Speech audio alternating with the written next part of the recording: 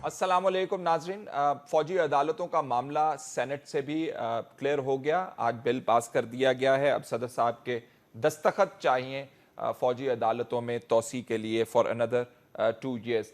फौजी अदालतें होनी चाहिए या नहीं होनी चाहिए, अब इस बात का तो कोई यहाँ पे स्पेस नहीं है, लेकिन कुछ बातें ज़रूर होने वाली हैं। उनमें मिलिट्री कोर्ट्स जो कि दहशत गर्दों का ट्रायल करेंगी, यानी कि मुमकिन दहशतगर्दों का ट्रायल करेंगी, ट्रायल के बाद, कन्विक्शन के बाद वो दहशतगर्द बनेंगे, मुलजिम होंगे वो, उनका प्रोसीजर क्या होगा, राइट टू अपील क्या किया जाएगा। 90% जो है पहले जो कन्विक्शन था वो कन्फेशन की बेस के ऊपर हुआ।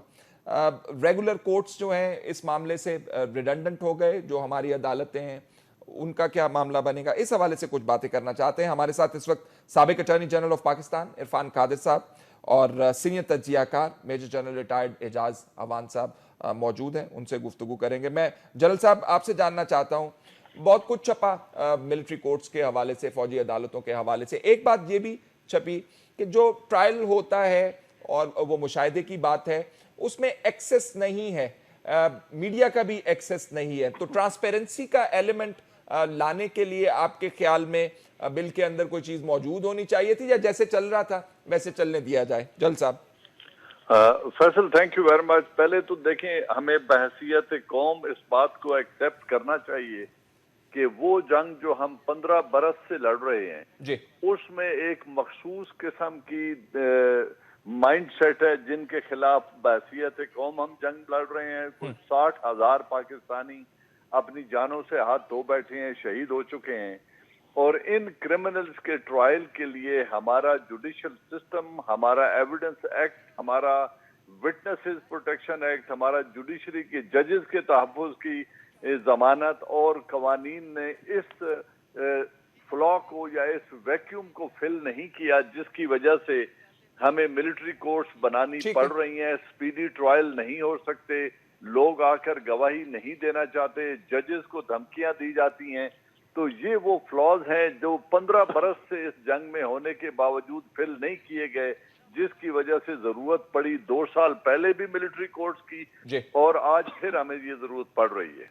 ठीक, अच्छा। तो ये तो हमारा ओवरऑल हमारे जुडिशियल सिस्टम और हमारे कवानीन का फेलियर है, जिसकी वजह से हमें ये एक एक्स्ट्रा ऑर्डिनरी मेजर करना पड़ रहा है, और मिलिट्री को एक दफा फिर ड्रैग करके अदालतों का भी उन्हें करना पड़ रहा है काम। दूसरी बात इसमें यह है जो आपने कही, इसमें फेलियर अगर आप पॉइंट आउट करें तो मैं कहूंगा हमारे पार्लियामान का फेलियर है, जिन्होंने वो कवानीन नहीं बनाए। कानून साजी इनका काम है, और ये तमाम तर तहफ़्फ़ुज़ात जो विटनेसेस के हैं और जजेस के हैं उनको एड्रेस करना भी हमारी पार्लियामान का काम है। ठीक है। दूसरी बात जो है जिसमें आपने ट्रांसपेरेंसी की बात की है जी, ट्रांसपेरेंसी इसमें होती है, लेकिन जो आप कह रहे हैं, अगर विटनेसेस को वो तहफ़्फ़ुज़ दे दिया जाता जहां वो सारी कौम के सामने, कैमरा के सामने, सब लोगों के सामने आके गवाही देते इन दहशत गर्दों के खिलाफ, और गवाही देने के बाद उनकी फैमिली, वो खुद, उनके बच्चे वो महफूज रह सकते, तो फिर तो जरूरत ही नहीं थी मिलिट्री कोर्ट्स की। ठीक है। तो ये एक खास एनवायरमेंट में ट्रायल इसलिए किया जा रहा है कि लोग बेधड़क होकर आकर गवाही दें। इसमें सिविल काउंसिल एंगेज करने की जो भी अंडर ट्रायल लोग हैं उनको इजाजत होती है, वो सिविल काउंसिल करते हैं। जो नहीं करना चाहते उनको आर्मी सिविलियन काउंसिल प्रोवाइड करती है। हमारी जो जज एडवोकेट जनरल ब्रांच ऑफ जीएसक्यू है, उनके पैनल पे ऐसे वो मौजूद होते हैं, जो वकला हैं जो उनका दिफा कर सकते हैं और उनके बिहाफ पे केसेस में उनको मदद कर सकते हैं। ठीक है। तो ये तमाम ट्रांसपेरेंसी वहां मौजूद होती है, लेकिन उसी फियर के तहत कि उन विटनेसेस को तहफ़्फ़ुज़ दिया जाए। अगर आप उनको कैमरे पे ले आए, अगर आप उनको ओपन कर दें, तो फिर वही खौफ वहां भी लागू होगा, लोग आकर गवाही नहीं देंगे। ठीक है। अब अगर आपके पास वक्त है तो मैं एक और चीज का इजाफा कर दूं। अगर आप मुझे इजाजत दें, मैं कादिर साहब को इन्वॉल्व कर लूं। जी जी, बिल्कुल, नेक्स्ट टर्न के अंदर प्लीज जरूर इंक्लूड कीजिएगा। कादिर साहब, मुझे सुन पा रहे हैं आप? जी, मैं सुन रहा हूं आपको। कादिर साहब, एक मिलिट्री कोर्ट्स का फैसला और उसमें राइट टू अपील जो है वो नहीं है, क्या कहते हैं आप, वो किस किस्म का चैलेंज जो है जो जिसको कन्विक्ट हो गया वो कर पाएगा उस फैसले को? देखिए, मैं समझता हूँ कि ये जो भी कानून बनाया गया है और जो भी कॉन्स्टिट्यूशनल अमेंडमेंट आई है और ये मुतफक्का फैसले से आई है, और सेनेट ने भी, जैसे आपने फरमाया कि उन्होंने भी इसको पास किया है जी। और इस वक्त टोटल कंसेंसस है इस पे पाकिस्तान की सारी पार्लियामेंट का, तमाम जमातों का, और हमें बिल्कुल नजर आ रहा है कि पाकिस्तान की पार्लियामेंट जो है पूरी तरह से पाकिस्तान की आर्म फोर्सेस को सपोर्ट कर रही है। और ये एक बड़ा अच्छा मैसेज है सारी कौम के लिए कि हम सारे पाकिस्तान की आर्म फोर्सेस के पीछे खड़े हैं।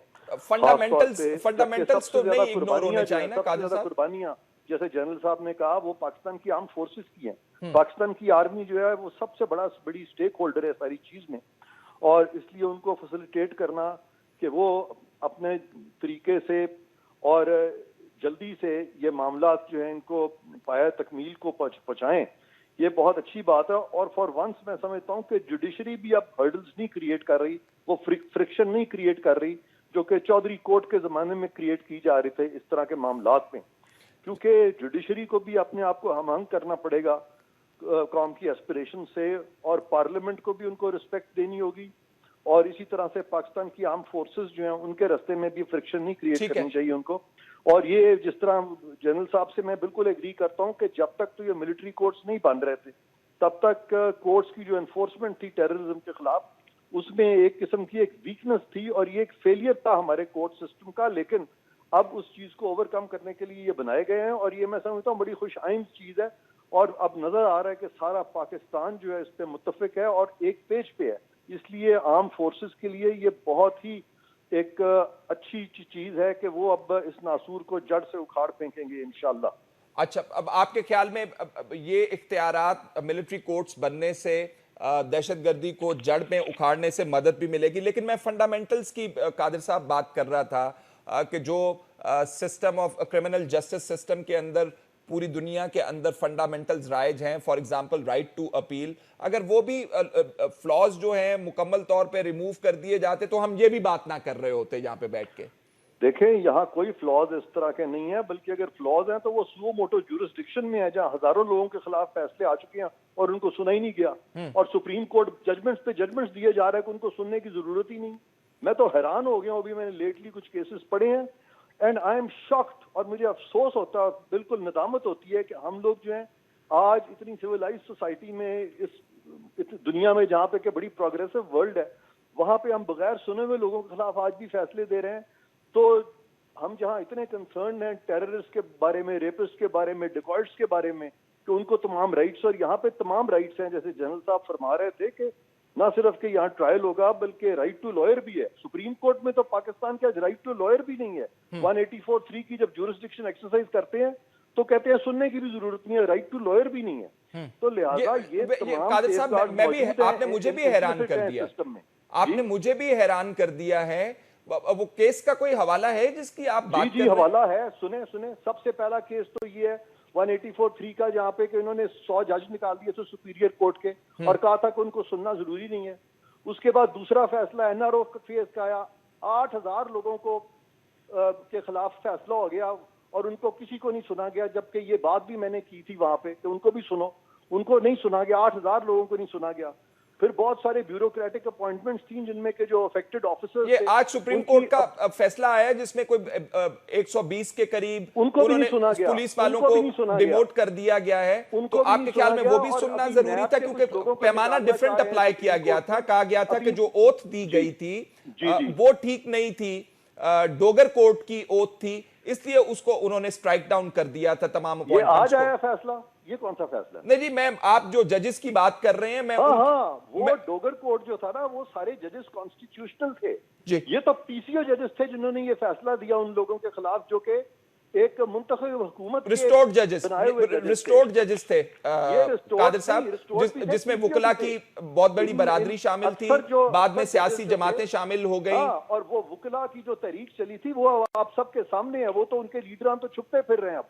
उनको तो समझ ही नहीं आ रही, क्योंकि उसके बाद जो परफॉर्मेंस रही है चौधरी कोर्ट की और जो करप्शन के मैटर्स सामने हैं वो तो आज तक पाया तकमील को नहीं पहुंच सके। तो उधर मैं ज्यादा बात नहीं करना चाहता, क्योंकि ये जो नई जुडिशरी है, हम ज्यादा बात कादिर साहब उधर ही कर रहे हैं। मैं बेसिक फंडामेंटल्स की बात कर रहा था, जिसको बुनियाद बना के आपने कहा कि सुप्रीम कोर्ट ने भी ये किया है। तो अगर सुप्रीम कोर्ट ने भी ये किया और हम उसको मिसाल बना रहे हैं। मैंने ये नहीं कहा कि सुप्रीम कोर्ट ने भी यही किया है। मैंने कहा कि सुप्रीम कोर्ट में ये जो फंडामेंटल्स जो मिलिट्री कोर्ट में जो इंसाफ के जो तकाजे पूरे किए जा रहे हैं, वो सुप्रीम कोर्ट ने वो भी नहीं फॉलो किए। अच्छा, सुप्रीम कोर्ट आप कह रहे हैं वो भी नहीं फॉलो किए। यानी मिलिट्री कोर्ट्स तो जो कि एक अबनॉर्मल सिचुएशन में we are at a state of war with terrorism, तो यहाँ पे भी ट्रायल का हक भी है, वकील का हक भी है। सुप्रीम कोर्ट में तो ना ट्रायल का हक है ना वकील का हक है। वो कहते हैं बगैर सुने हुए फैसला दे दो, और सारा पाकिस्तान इस पे खामोश है, मीडिया भी खामोश है। क्यों नहीं मीडिया बोलता? मीडिया क्यों मिक्स अप है? आप मीडिया पे बोल रहे हैं, बात कर रहे हैं इस हवाले से, हम आपको सुन रहे हैं, और this is not the first time कि ये आप पॉइंट आउट कर रहे हैं जस्टिस चौधरी के दौर के आपकी मेहरबानी फैसले के हवाले से।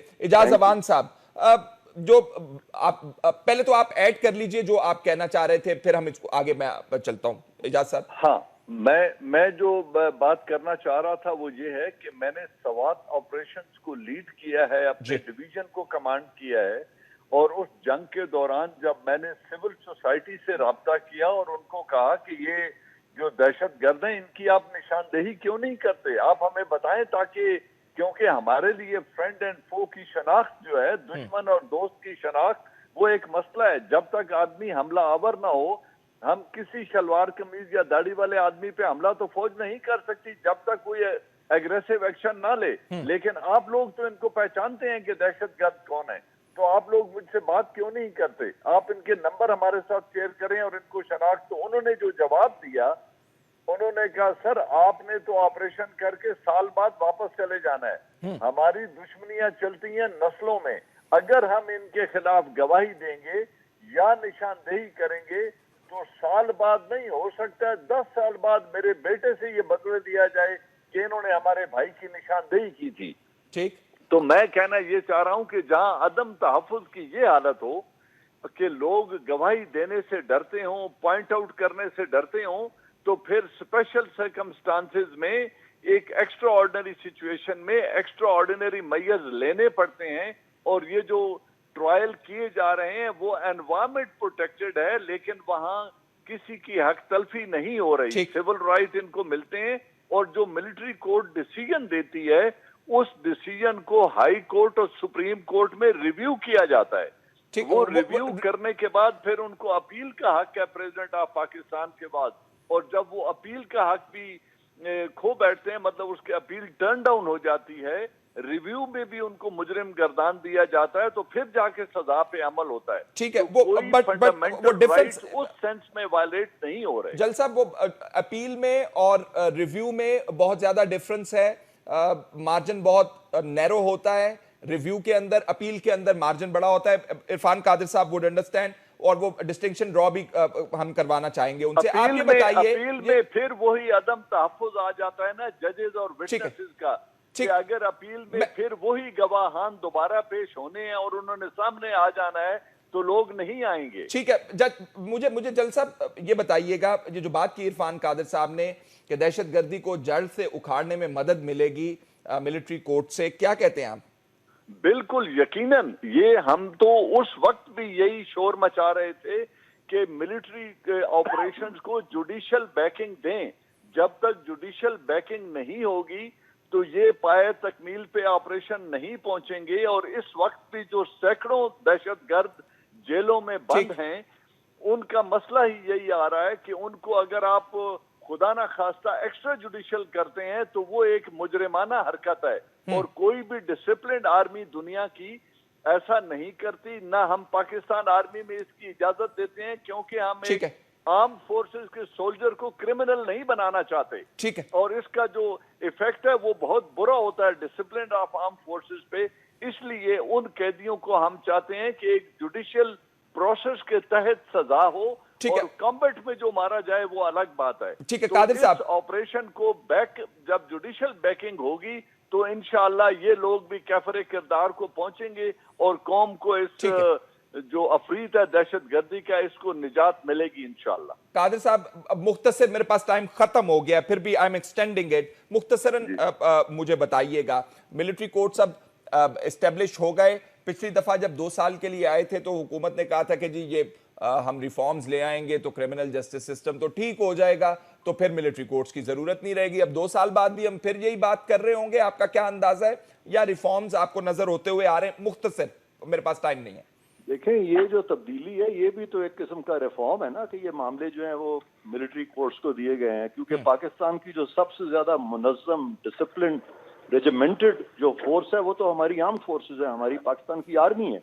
और लिहाजा अगर वो ये ट्रायल जब करेंगे तो वो आप कह रहे हैं परमानेंस दे दी जाए मिलिट्री कोर्ट्स को, ये आर्ग्यू कर रहे हैं? दहशतगर्दी की हद तक तो बिल्कुल दी जाए ना। और बाकी जो आपकी कॉन्स्टिट्यूशनल हिस्ट्री देख लें, आर्मी का एक बड़ा रोल रहा है पाकिस्तान को इंटरनल और एक्सटर्नल डिस्टर्बेंस से बचाने का जी। और ये पाकिस्तान की अगर कॉन्स्टिट्यूशनल हिस्ट्री देखें तो आर्मी को हम इससे अलग नहीं रख सकते। ठीक है इरफान साहब, मेरे पास वक्त खत्म, अगर आप इजाजत दें तो मैं क्लोज करना चाहूंगा। बहुत बहुत शुक्रिया इरफान कादिर साहब, साबिक attorney general of Pakistan, major general retired Ijaz Jawan sahab, senior तज्जियाकार। Irfan Qadir साहब कह रहे थे आर्मी का बड़ा रोल रहा है कॉन्स्टिट्यूशनल हिस्ट्री शेप करने में। किताबें मौजूद हैं जो कहती हैं कि आर्मी के रोल की वजह से जो जुडिशरी ने पॉलिटिक्स के अंदर कदम रखा या जो जस्टिफिकेशन प्रोवाइड की आर्मी को, उसने भी पाकिस्तान की हिस्ट्री को बहुत शेप अप किया है। और वो कॉन्स्टिट्यूशनल हिस्ट्री को बुनियाद बनाकर कहते हैं कि पॉलिटिक्स के अंदर या पाकिस्तान के अंदर जो चेंजेस आई हैं, बड़ा किरदार रहा है जुडिशरी का इस हवाले से। अब नाज़रीन, हम दूसरे सेगमेंट के अंदर ब्रेक के बाद डिस्कस करना चाहेंगे कि हमारे खिलाड़ियों, बात करेंगे स्पॉट फिक्सिंग के। जब हम बात करते हैं तो जुआ है ये, धोखाधही है लोगों के साथ जो अपना एतमाद इन खिलाड़ियों पर रखते हैं और इनकी हर डिलीवरी जो है वो देखते हैं, हर शॉट इनकी देखते हैं, तालियां बजाते हैं, खुश होते हैं। और अगर बाद में ये पता चले कि ये तमाम का तमाम खेल जो था बना बनाया था, पहले बैठ के तय कर लिया गया था कि कौन क्या करेगा और कितने रुपए कमाएगा, तो ये अवाम के एतमाद के साथ खिलवाड़ है। आप हमें मालूम है मोहम्मद इरफान साहब ने अपना जवाब जमा करवाना है, जिसकी बड़ा बेताबी से इंतजार हो रहा है कि वो क्या कहेंगे। बाकी खिलाड़ी शर्जील खान साहब, खालिद लतीफ साहब इसके अंदर मुलव्विस हैं। आप ये पहली दफा नहीं है कि ये शर्जील साहब या नासिर जमशेद साहब या शाहजेब हसन साहब इसकी जद में आए, पुराना किस्सा है। जस्टिस मलिक मोहम्मद कयूम की रिपोर्ट का अगर आप मुताला करें तो हमारे बड़े बड़े स्टार्स जो आज हमें मुख्तलिफ एड्स के अंदर कमेंट्री करते हुए नजर आते हैं, उनको भी फाइन किए गए, उनका भी मुलव्विस पाए गए इस स्पॉट फिक्सिंग के ईवल के अंदर। जिनके बड़े नामों की जब मैं बात करता हूं तो हम वसीम अकरम साहब की बात कर रहे होते हैं, वकार यूनस साहब की बात कर रहे होते हैं, इंजमामुल हक साहब की बात कर रहे होते हैं, जिनको मेरा ख्याल है नए खिलाड़ी जो उभरते हुए खिलाड़ी हैं या जो एस्पायरिंग लड़के हैं वो बतौर हीरो उनको देखते हैं। लेकिन जब स्पॉट फिक्सिंग के अंदर मुलव्विस पाए जाएं तो इनको बिल्कुल जीरो करार दे देना चाहिए हमारे ख्याल से। इसी हवाले से बात करेंगे। सैयद तलत हुसैन साहब, सीनियर तज्जियाकार, इस वक्त हमारे साथ मौजूद हैं। तलत साहब, हमें जरा ये स्पॉट फिक्सिंग का थोड़ा सा कॉन्सेप्ट हम जानना चाहते हैं। ये है क्या? ये जुआ है, अवाम के साथ, लोगों के साथ दगाबाजी है, या अपने मुफाद को अपने ऊपर रखा हुआ है, आंखें बंद की हुई हैं? और पीसीबी का खास तौर पर रोल इसमें हम जानना चाहते हैं। तलत साहब। शुक्रिया फैसल। बुनियादी तौर पर तो स्पॉट फिक्सिंग जो है वो छोटे पैमाने पर मैच फिक्सिंग है। कोई ज़माना था जब मैच की तकदीर बदलने की जो तदबीर थी वो जुआ खेलने वालों के हाथ में होती थी, तो बहुत बड़े पैमाने पर जुआ खेला जाता था कि ये मैच कौन जीतेगा। जब उसके ऊपर पैसे लग जाते थे तो जो दरमियान के लोग हैं, बुकीज़ जिनको कहा जाता है, वो फिर खिलाड़ियों के साथ बातचीत करके मैच का पांसा अपने जुए के फ़ायदे के हवाले से वो पलट देते होते थे। लेकिन जो मीडिया ने इसके ऊपर फोकस करना शुरू किया तो उन्होंने कहा कि पूरे का पूरा मैच तो फिक्स नहीं होता, हम स्पॉट फिक्सिंग में चले जाते हैं। और स्पॉट फिक्सिंग जो है वो हैरान कुन हद तक छोटी चीज़ों से लेकर बड़ी बड़ी चीज़ें उसके अंदर शामिल होती हैं। छोटी चीज़ मसलन क्या है कि आज मैंने जो ऐनक है वो पीले रंग की पहनी है या सब्ज़ रंग की पहनी है। आज मेरी बैट की जो ग्रिप होगी वो ऊपर से थोड़ी सी हिली हुई होगी या नहीं हिली हुई होगी। इससे लेकर कि फ़लाँ ओवर की फ़लाँ गेंद के ऊपर मैं नो बॉल करूँगा या फ़लाँ ओवर की फ़लाँ गेंद के ऊपर मैं छक्का लगाऊँगा, जिस बॉल पर मुझे फुल टॉस अगर मिल गई तो क्या मैं ऊंचा शॉट मार के आउट हो जाऊंगा। इसके ज़रिए पैसा जो है वो बनाया जाता है। अब चूंकि जुआ पाकिस्तान के अंदर ममनू है, बैनुल-अक़वामी तौर पर जुए के ज़रिए खेल का पांसा पलटना भी एक जुर्म है। तो स्पॉट फिक्सिंग जो है वो दोनों मयार के ऊपर यानी पाकिस्तान के अपने कवानीन के मुताबिक, अगरचे बराह रास्त कवानीन इस पर मुरतब नहीं किए गए, लेकिन अगर आप देखें कि धोखा देना, अपने फ़राइज़ से गफलत, उस ओथ की पासबानी न करना जिस ओथ के ज़रिए आप किसी मुल्क की नुमाइंदगी करते हैं, ये काफ़ी बड़े जराइम हैं। उनको ले लें तो स्पॉट फिक्सिंग एक बहुत बड़ा जुर्म है, और बैनुल-अक़वामी कवानीन को ले लें जिसके ज़रिए मैचों को तब्दील करना, नताइज को तब्दील करना और लोगों को ये ज़ाहिर करना कि हम खेल ठीक रहे हैं लेकिन अंदर खाने मैचों को तय करना वो भी जुर्म है। तो दोनों लिहाज से अखलाकी बैनुल-अक़वामी कानून और पाकिस्तान के कानून के तहत बिलवास्ता या बिलावास्ता तौर पर यह जुर्म है। ठीक। अब तलत साहब, जिस पैमाने के ऊपर या जो हम नाम देखते हैं इसमें जो किसी भी स्टेज के ऊपर सामने आए होते हैं, उससे हमें लगता ये है कि बहुत बड़े पैमाने पर ये काम होता है। पीसीबी को जिसका पता चल जाता है उसके खिलाफ तो एक्शन शायद इंटरनेशनल ऑब्लिगेशंस की वजह से शुरू कर देता है, कुछ पसे पर्दा भी रखना चाहता है, तमाम तौर पे इंफॉर्मेशन भी रिलीज नहीं होती है। क्या कहते हैं आप इस स्कोर्च को, इस ईवल को खत्म करने के लिए पीसीबी को क्या करना चाहिए? देखिए, इसमें तकरीबन तमाम ममालिक के खिलाड़ी इसके अंदर इन्वॉल्व रहे हैं या इन्वॉल्व हैं। बहुत कम ऐसे ममालिक होंगे जिसके खिलाड़ी ये कह सकते हैं कि वो इसके अंदर इन्वॉल्व नहीं है। और नाज़रीन के लिए हम ये भी बताते चलें कि ये सिर्फ बैनुल-अक़वामी सतह पर खेले जाने वाले सतह पर टूर्नामेंट्स हो रहे होते हैं, बड़ी बड़ी लीग्स हो रही होती हैं, उनके अंदर भी जुआ होता है। बॉक्सिंग के बारे में कहते हैं कि जी वहाँ पर भी जुआ होता है। बाज़ जगहों पर जो सॉकर टीम्स हैं उनकी भी इन्वेस्टिगेशन हुई है। अगर आप देखें कितने बड़े पैमाने पर होता है तो एक ख्याल ये किया जाता है कि साउथ अफ्रीका के जो क्रिकेट के लेजेंड थे हैंसी क्रोनिये, जो मैच फिक्सिंग के अंदर मुलव्वस पाए गए, उनका जहाज़ का क्रैश हो गया और कहा जाता है कि शायद उसके पीछे भी बुकीज़ इन्वॉल्व थे। बड़े बड़े क्रिकेटर्स जो हैं वो इसके ऊपर तमाम कुछ जानते हुए अपनी ज़ुबान को बंद रखे हुए हैं, क्योंकि उनको ख्याल है कि कहीं बुकीज़ उनको मरवा ना दें। तो हर कोई शख्स जो इसके बारे में मालूमात रखता है इसके ऊपर बात ना कर के ये साबित नहीं कर रहा होता कि वो इसके अंदर इन्वॉल्व है, बल्कि शायद अपनी जान को भी बचाने की कोशिश कर रहा होता है। लेकिन जहाँ तक पीसीबी का आपने जिक्र किया, एक इदारा है जो बैनुल-अक़वामी क्रिकेट के कवानीन के तहत चलता है, तो हालिया जो पीएसएल के अंदर जो नाम सामने आए हैं वो पीसीबी के अपने अहदेदारों के मुताबिक आईसीसी ने जो बैनुल-अक़वामी बॉडी है पाकिस्तान को उन प्लेयर्स की निशानदेही की थी और कहा था कि इनके इर्द गिर्द बुकीज़ जो है वो भिन-भिनाते फिर रहे हैं, आप इनके ज़रा ख्याल कीजिए। तो फिर पता चला कि इनमें से चंद एक प्लेयर्स मुबैना तौर पर इन्वॉल्व हैं जिसकी इन्वेस्टिगेशन जारी है। उस वक्त पीएसएल को बतौर पाकिस्तानी ब्रांड बचाने का मामला था, तो तमाम तर तवज्जो जो है वो पीएसएल के फाइनल के ऊपर और दूसरे मामलात पर चली गई और ये तवक्को की जा रही थी कि उसके अंदर जो खिलाड़ी मुलव्वस हैं उनके ज़रिए इस मकरू धंधे और घिनौने कारोबार की जड़ तक पहुंचा जाए। लेकिन अब वो जो तहकीकात हैं वो तवालत का शिकार हो रही हैं। मैंने एक इंटरव्यू किया शाहिद आफरीदी के साथ चंद दिन पहले, जिसके अंदर उन्होंने कहा जी कि इसके अंदर बहुत बड़े मगरमच्छ इन्वॉल्व हैं। जिन लोगों के नाम सामने आते हैं वो तो सिर्फ फुट सोल्जर्स हैं, यानी सामने होते हैं, लेकिन असल में तो उन लोगों को पकड़ना चाहिए जो इसके पीछे मौजूद है। नाम उन्होंने भी नहीं लिए। तो अब पीसीबी की जिम्मेदारी बनती है कि इसकी जड़ तक पहुँचे। रोज़ाना नए नाम सामने आते हैं, नए कन्फेशन सामने आते हैं, एक दूसरे के ऊपर इल्ज़ाम तराशी का सिलसिला जारी है।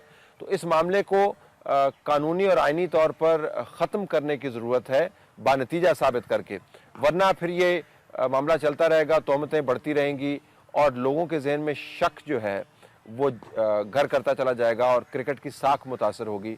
नेक्स्ट टाइम जेन्युइन मैच भी हो रहा होगा तो लोग ये कहेंगे जी कि देखें ये नो बॉल जो है ये तो हमें लगता है कि मैच फिक्स है। तो उससे बचने के लिए ज़रूरी है कि इसको हतमी नतीजे पर पहुँचाया जाए।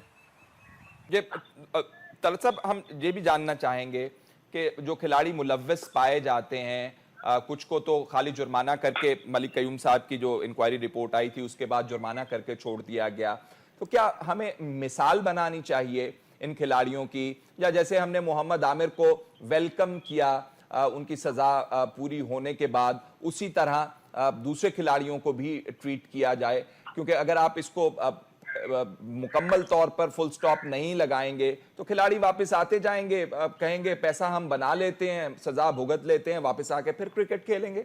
देखिए, इस पर आरा जो है वो बटी हुई हैं। मोहम्मद आमिर अपनी सज़ा काट के वापस आया, उस तमाम निज़ाम के ज़रिए वो वापस आया जो बैनुल अक़वामी क़वानीन उसको इजाज़त देते हैं। सलमान बट जो है वो अपनी सज़ा काट के वापस आया और अपने आप को उसने उन बैनुल अक़वामी क़वानीन के तहत रिहेबिलिटेट किया जो उसको ये रिहेबिलिटेशन की इजाज़त देते हैं।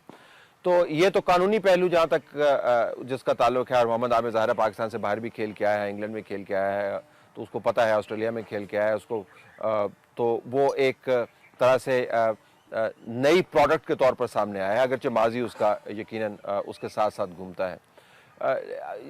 क्या सज़ा के ज़रिए और मिसाल बनाकर खिलाड़ियों को आप इस धंधे से जान छुड़वा सकते हैं? जो कानून के मुताबिक सज़ा मिलनी चाहिए वो ज़रूर मिलनी चाहिए, किसी को रियायत नहीं बरतनी चाहिए।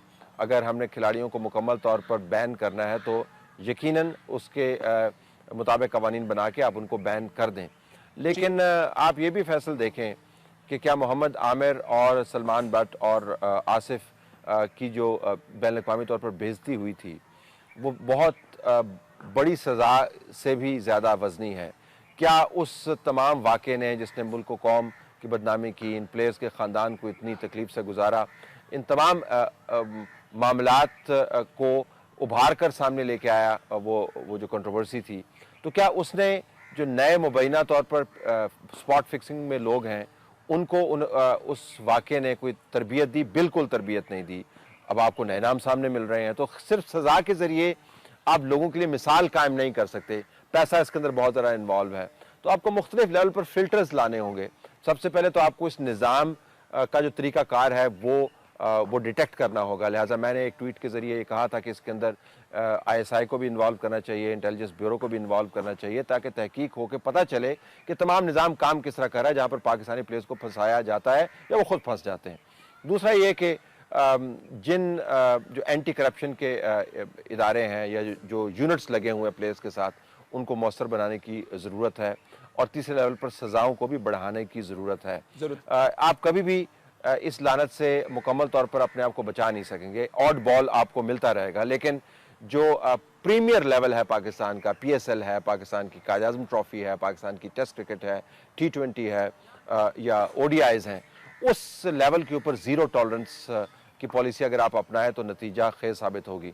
बदकिस्मती से ये मौका था PCB के पास, अभी भी है, लेकिन इतनी फुट ड्रैगिंग हमें नज़र आ रही है कि कुछ ज़्यादा अच्छी चीज़ इसमें से निकलती हुई नज़र नहीं आ रही।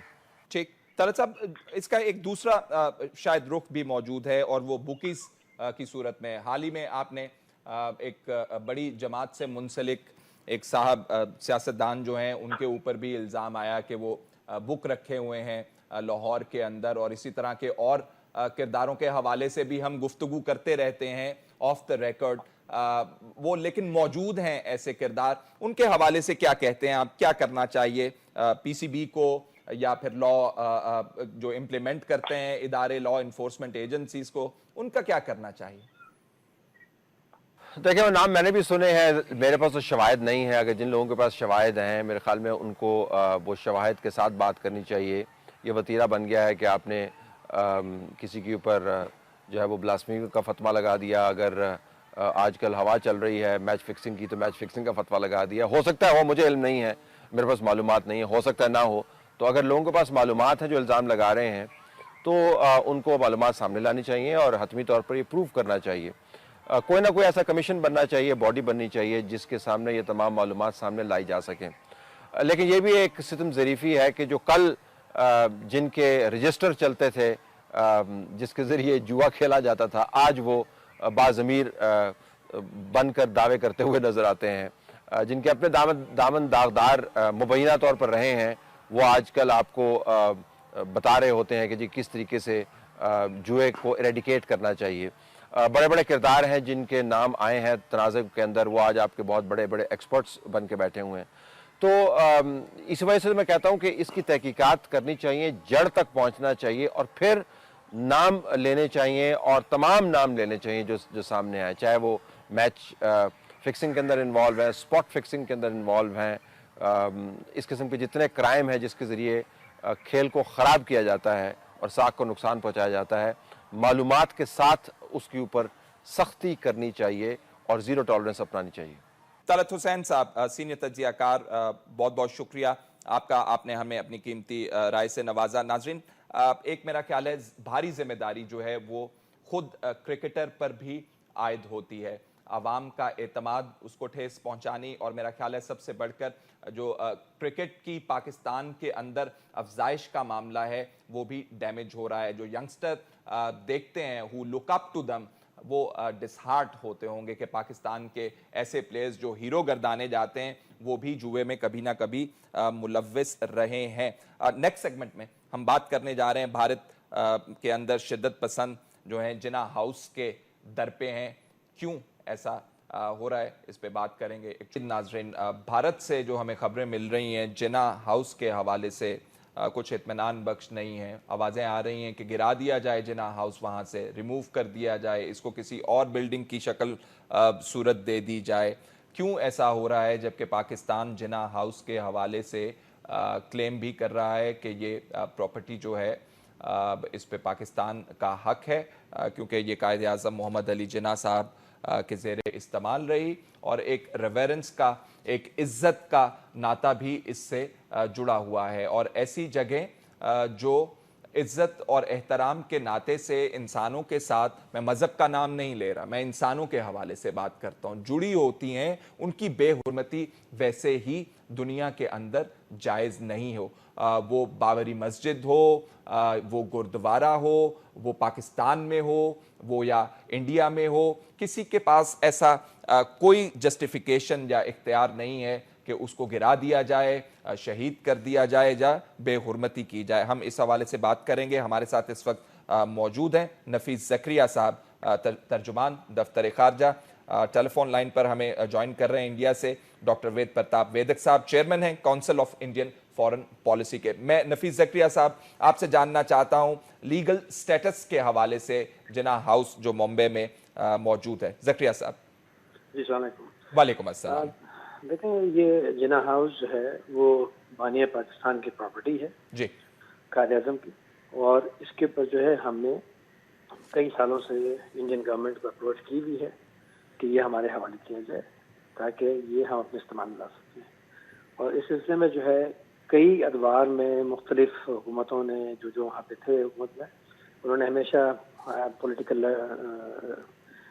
लेवल के ऊपर जो है ये कमिटमेंट दी है कि जी ये आपको दिया जाएगा, लेकिन अब तक वो वादा फुलफिल नहीं हुआ है। ये जो डेवलपमेंट आप बता रहे हैं उनके हवाले से जो एमएलए हैं महाराष्ट्र के जिन्होंने एक अपना मुद्दा दाखिल किया है भारतीय जनता पार्टी से, चीज़ है जी। और इस सिलसिले में जो है हम ये उम्मीद करते हैं कि गवर्नमेंट ऑफ इंडिया जो है वो इसकी पूरी तरीके से हिफाजत करेगी और इसकी जो अपकीप है, इसका जो ख्याल रखना है, वो सारा कुछ किया जाएगा। कि कुछ नए कानून की भी बात हो रही है जिसके तहत इंडिया चाहता है कि इसको जो है बिल्कुल मिसमार कर दिया जाए या इसका बिल्डिंग का स्टेटस चेंज कर दिया जाए। क्या कहते हैं आप, पॉसिबल हो सकेगा आपके क्लेम की मौजूदगी में? देखिए, मेरे पास उस कानून के हवाले से जो आप कह रहे हैं, जो अमेंडमेंट आप बता रहे हैं, उसके हवाले से मेरे पास कोई डिटेल्स नहीं है, तो इस सिलसिले में जो है हम सारी इंफॉर्मेशन गैदर करेंगे। लेकिन एक जो हकीकत है वो चेंज नहीं हो सकती है, और हकीकत ये है कि ये प्रॉपर्टी जो है वो बानिया पाकिस्तान की है, और उस हवाले से जो है हमारा इसके ऊपर क्लेम है जो हमने दाखिल किया हुआ है, और हम उम्मीद करते हैं कि वो उसका पास रखेंगे और इसकी हिफाजत जो है वो उनकी जिम्मेदारी है। ठीक है, कोई नई काविश इस हवाले से, ये खास तौर पे जो रीसेंट रिपोर्ट्स इंडिया से आ रही हैं और ये भारतीय जनता पार्टी के मेंबर हैं वो कह रहे हैं कि जी ये इसको चेंज कर दें। ये पार्टीशन की याद दिलवाती है, यहाँ से कंस्पिरेसी शुरू हुई थी। कोई पाकिस्तान की तरफ से इस हवाले से कोई काविश, कोशिश? ज़करिया साहब। मैंने जैसे अर्ज किया कि इस पे हम जो इन्फॉर्मेशन गैदर कर रहे हैं उसके बाद में जो है डेफिनेटली ये, क्योंकि ये नहीं है कि चैप्टर क्लोज हुआ है, ये ऑलरेडी चैप्टर ओपन है और गवर्नमेंट ऑफ इंडिया के पास हमारा जो है ये मौजूद है मुद्दा कि ये हमारी प्रॉपर्टी है, हमारे बानी की प्रॉपर्टी है और ये हमारे पास आनी चाहिए। ठीक है। तो इस लिहाज से ये चैप्टर कभी क्लोज ही नहीं हुआ है। डेफिनेटली जो है इस नई डेवलपमेंट के हवाले से जो है वो मुनासिब इक़दाम दिए जाएंगे। ये बिल्डिंग पाकिस्तान के इस्तेमाल में रही है पार्टीशन के बाद भी ज़करिया साहब? देखिए, मेरी इतनी ज़्यादा नॉलेज नहीं, लेकिन मेरे ख्याल में जो है हमें हैंडओवर नहीं की गई थी। हमने बारहा और उन्होंने कई दफ़ा ये कह के भी कि ये आपको दे दी जाएगी, नहीं दी। ठीक, बहुत बहुत शुक्रिया आपका नफीस ज़करिया साहब, इस हवाले से गुफ्तगू की आपने हमसे। मैं डॉक्टर साहब, वैदिक साहब, आप हमें सुन पा रहे हैं? हाँ जी हाँ। वैदिक साहब, ये नई एक कहानी हमारे सुनने में आ रही है, डिमांड की जा रही है इस बिल्डिंग का स्टेटस चेंज कर दें, मस्मार कर दें। बाबरी मस्जिद की मिसाल हमारे सामने मौजूद है। क्या कहते हैं आप इस हवाले से? ये उनका शख्सी ख्याल है। बीजेपी के जो मेंबर हैं महाराष्ट्र के बम्बई की असेंबली में, बम्बई के अपर हाउस में, ये उनका निजी ख्याल है, शख्सी ख्याल है। बीजेपी के पूरे मुल्क में करीब 2000 एमएलए हैं। अब उसमें से एक एमएलए कह रहा है कि भाई उसको मिसमार कर देना चाहिए, और वो एमएलए बिल्डर भी है, उसका काम ही है बिल्डिंगें गिराना और बिल्डिंगें बनाना और उनसे फिर पैसे कमाना। तो अगर वो ऐसा सुझाव देता है कि इसको मिसमार कर दिया जाए तो ताज्जुब क्यों होना चाहिए और उस पर इतनी बहस क्यों होना चाहिए? मैंने तो उन एमएलए साहब का नाम ही पहली बार सुना आपके मुंह से। और जहां तक हमारे हिंदुस्तान का सवाल है, इस खबर को जितनी तवज्जो आपके यहाँ दी जा रही है, हमारे यहाँ किसी ने नोटिस भी नहीं लिया। क्योंकि देखिए, ये जो बातें हैं कि एक दूसरे की चीजों को हम खत्म करें, ये कोई अच्छी बातें नहीं है।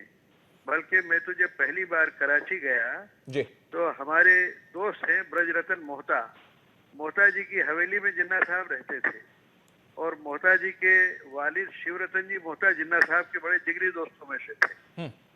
तो जिन्ना साहब ने जैसे ही कहा रात को 12 बजे उन्होंने वो हवेली खाली कर दी। तो मेरा ये कहना है कि वो जो मोहता भवन है, मोहता हवेली है, उसको भी प्रिजर्व रखा जाए, और इधर जिन्ना साहब का जो उनकी बिल्डिंग थी उसको भी प्रिजर्व किया जाए, उसमें कोई बुराई नहीं है। और जिन्ना साहब तो इतने सेक्युलर थे, इतने जबरदस्त वो देशभक्त थे, और ऐसा कांग्रेस में उनका ये जलवा था कि एक थोड़े से वक्फे के लिए 8-10 साल उन्होंने पाकिस्तान की मुहिम चलाई। और मैं तो उन शख्सों में से हूँ जो हिंदुस्तान और पाकिस्तान में जोड़ लगाना चाहते हैं, टाका लगाना चाहते हैं, एक दूसरे की मुखालफत न करें, दोस्त बन के भाई बन कर रहे हैं। डॉक्टर साहब, तो आप जैसी शख्सियात जो हैं, अब वो हम जहां से बैठ के देखते हैं, हमें माइनॉरिटी में बदलती हुई नजर आती हैं, खासतौर पर मोदी साहब की सरकार के तहत। नहीं, आप देखिए कि नरेंद्र मोदी ने आज तक कोई भी ऐसी बात नहीं कही है कि जिससे बहुत तंग दिली झलके। मैं नहीं समझता हूँ कि मोदी के वजीर आजम रहते हुए जिन्ना साहब के मकान को गिराने की कोई कोशिश करेगा। और ओपिनियन तो देखिए, आपके यहाँ भी बहुत आज़ादी है। मैं तो आपके सारे अखबारों को देखता हूँ और टीवी चैनल्स को जब आता हूँ तो देखता हूँ। हमारे यहाँ भी खूब आज़ादी है, लोगों को बोलने की पूरी आज़ादी है, बोलते रहें, उससे क्या फर्क पड़ता है। और पाकिस्तान के लोगों को इस बात का बहुत बुरा नहीं मानना चाहिए कि एक आध किसी एमपी ने, किसी लेजिस्लेटर ने बोल दिया। कीमत क्या है उसकी? सारा मुल्क, और मैं समझता हूँ कि रूलिंग पार्टी भी और अपोजिशन के लोग भी जी, आज तक ये बताइए 70 साल से उसको प्रिजर्व करके क्यों रखा है? डॉक्टर साहब देखें, उसमें रिजर्वेशंस, तहफ़्फ़ुज़ात मौजूद हैं, थ्रेट भी मौजूद है। बीजेपी की गवर्नमेंट के तहत ही बाबरी मस्जिद को शहीद किया गया। आज तक इंडियन सुप्रीम कोर्ट जो है, जो लोग उसमें मुलव्विस थे, उनका कुछ नहीं कर पाई है। देखिए, बाबरी मस्जिद और इस तरह की जितनी मस्जिदें और मंदिर हैं, उनके मामलों में जो मेरा तस्वुर है वो हमारे नेताओं से, हमारे रहनुमाओं से और आपके रहनुमाओं से बिल्कुल अलग है।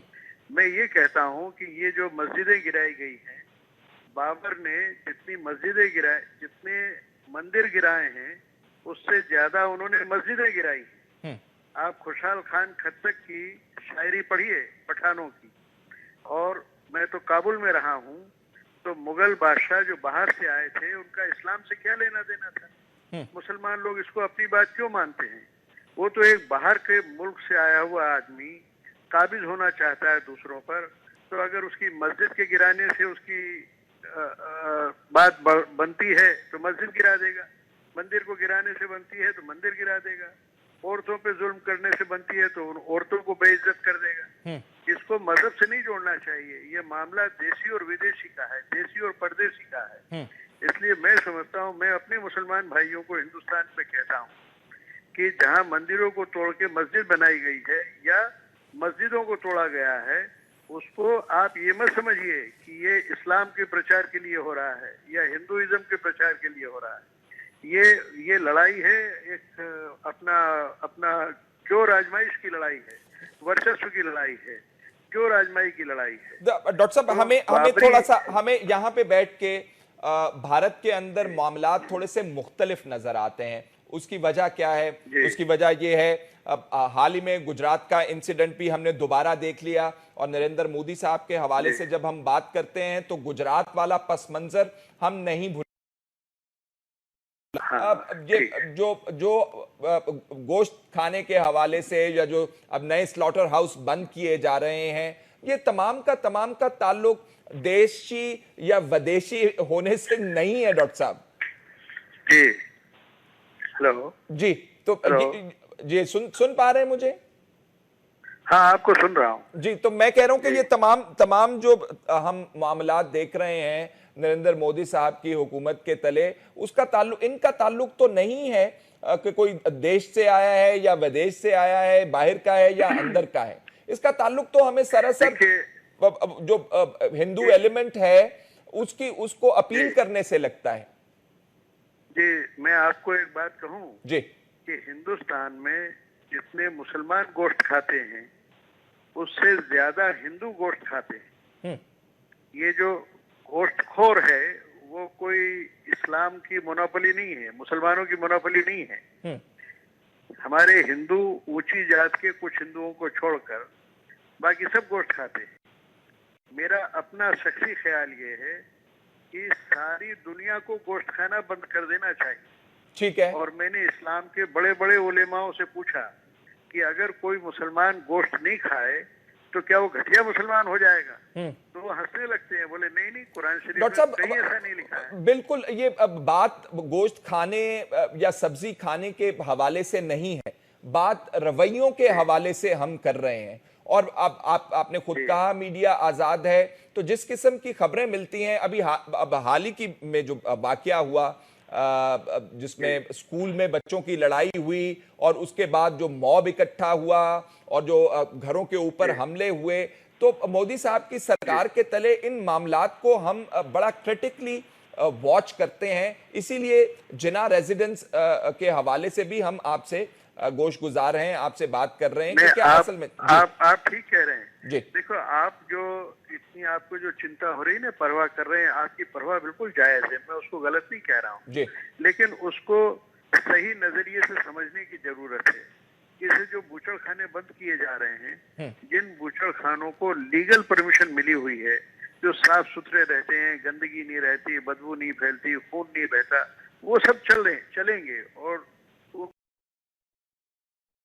लेकिन इतने बूचड़ खाने मोहल्ले मोहल्ले में खुल गए हैं कि बदबू, परेशानी, गंदगी सब हो रही है, वो बंद है। अब उनके बंद करने की वजह से जो चलना चाहिए बूचड़ खाने, उन्होंने भी हड़ताल कर दी है, तो क्राइसिस पैदा हो गया है। लेकिन यूपी की गवर्नमेंट, वो जो वहाँ योगी आदित्यनाथ बने हैं, उनका भी बयान आया है कि जिन बूचड़ खानों को बाकायदा इजाजत मिली है उनको कोई रोक नहीं सकता। ठीक है। मेरा अकीदा बिल्कुल दूसरा है। ठीक, वो ये सियासी अकीदे से अलग है, रूहानी अकीदा है। ठीक है। मैं कहता हूँ कि गोश्त खाई क्यों, किसी किसी जानवर को मारे ही क्यों? अगर हम लोग दूसरी चीजों से काम चला सकते हैं तो अपना चलाते रहें। देखिए डॉक्टर साहब, आपका नुक्ता नजर, मेरा तो ख्याल ये रहता है, आपका नुक्ता नजर, तो आप देखें मेरे कई दोस्त हैं बाप, ठीक डॉक्टर साहब, आपका नुक्ता नजर बिल्कुल बजा होगा, लेकिन हम देखें, वही खाओ ना आप, क्या बुराई है, खाओ आप, ठीक है, वो पूरी दुनिया जो है 90% वो गोश्त खाती है, हम उनको नहीं रोक सकते। एक बेहतर बात है, जिंदगी में करने लायक है इंसान को। जी, मुझे सिर्फ ये बता दीजिए, मैं समझता हूं कि इससे बहुत घबराने की जरूरत ठीक है, नहीं। आप मुझे सिर्फ ये बता दीजिए कि जिन्ना हाउस के हवाले से जो खबरें हमें पहुंच रही हैं, उससे भी घबराने की जरूरत नहीं है। जी डॉक्टर साहब, मुझे सुन पा रहे हैं? तो अब मेरा ख्याल है राब्ता कट गया। डॉक्टर वेद प्रताप वेदिक साहब बात कर रहे थे इंडिया से। हमें उन्हें लगता है कि मजहब के हवाले से मामलात नहीं है। जिन्ना हाउस के हवाले से जो खबरें हमें पहुंच रही हैं, जो मिसमार करने के हवाले से बात कर रहे हैं, जो उसका स्टेटस चेंज करने के हवाले से बात कर रहे हैं, तो मोदी सरकार को सामने रखते हुए हमें लगता है कि कोई भी चीज़ जो है वो मुमकिन हो सकती है उनके अंडर। इसलिए हमने मुनासिब समझा कि इस हवाले से ज़रूर बात की जाए। प्रोग्राम का वक्त नाज़रीन ख़त्म हुआ जाता है। फैसल शकील को इजाज़त दीजिए। अल्लाह हाफ़िज़।